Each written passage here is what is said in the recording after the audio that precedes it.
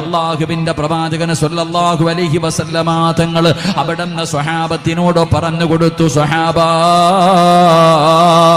നിങ്ങൾ അധികമായിട്ട് ചിരിക്കല്ലേ സഹാബാ. അല്ലാഹുവിന്റെ പ്രവാചകൻ അവിടുന്ന് പറഞ്ഞു കൊടുക്കുകയാണ്, നിങ്ങൾ അധികമായിട്ട് നിങ്ങൾ ചിരിക്കല്ലേ, നിങ്ങൾ അധികമായിട്ട് നിങ്ങൾ ചിരിക്കല്ലേ. റസൂലുള്ളാഹി പറയുകയാണ്, അല്ലാഹുവിന്റെ റസൂൽ പറഞ്ഞു, നിങ്ങൾ അധികമായിട്ട് ചിരിക്കരുത്. നിങ്ങൾ അധികമായിട്ട് ചിരിച്ചാൽ ഫഇന്ന കസുറത്തുൽ ലഹ്കി തുമീതുൽ ഖൽബാ.